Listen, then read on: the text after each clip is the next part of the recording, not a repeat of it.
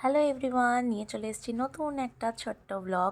এটা হচ্ছে সরস্বতী পুজোর ব্লগ। তো সকালে উঠে ফ্রেশ হয়ে উঠে সব কিছু মা গুছিয়ে টুছিয়ে রেখেছে। ঠাকুরমশাই চলে এসেছেন, আমাদের পুজো শুরু হয়ে গেছে। তো আমাদের ঘরে এইভাবে সব কাকা কাকি মানে সব কাজিনস প্রচুর সবাই মিলে একদম সরস্বতী পুজো পালন হয়। তো সেইভাবেই সরস্বতী পুজোটা শুরু হলো।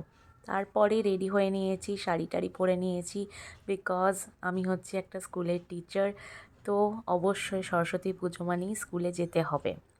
তো এখানে স্কুলে গিয়ে এখানেও সবাই মিলে আমরা অ্যারেঞ্জমেন্ট করলাম। সমস্তটা সাজানো গোছানোর পর এখানেও ঠাকুরমশাই চলে এলেন। পুজো ইতিমধ্যে স্টার্ট হয়ে গেল এবং বাচ্চারা এলো, তাদের প্যারেন্টসরা এলো। প্রচুর ধুমধুমাক করে একদম সরস্বতী পুজো উদযাপন হলো আমাদের স্কুলে। তারপর বাচ্চাদেরকে আমরা প্রসাদ দিলাম এবং তাদের যে প্যাকেট সিস্টেম থাকে সেটাও দিলাম। বেশ, স্কুলে খুব ভালো করে একদম সেলিব্রেট করলাম।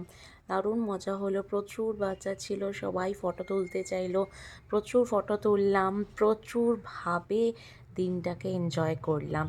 তারপরে এই যে দেখতেই পাচ্ছেন তাদেরকে প্রসাদ দেওয়া হচ্ছে, প্যাকেটস দেওয়া হচ্ছে। তারপরে এইভাবেই আমার দিনটা কাটলো। আপনাদের কেমন লাগলো এই ছোট্ট ব্লগটা অতি অবশ্যই কমেন্টে জানাবেন। আফটার অল সরস্বতী পুজো, বছরে একবারই শাড়ি পরতে পারি, তো এইটুকুনি ফটো তুলবো না, এইটুকুনি ক্ষেত মারবো না, তাহলে কি হয় বলুন তো? তো অবশ্যই কমেন্টে জানান কেমন লাগলো ব্লগটা। Thank you so much, bye, stay tuned. দেখা হচ্ছে পরের ব্লগে।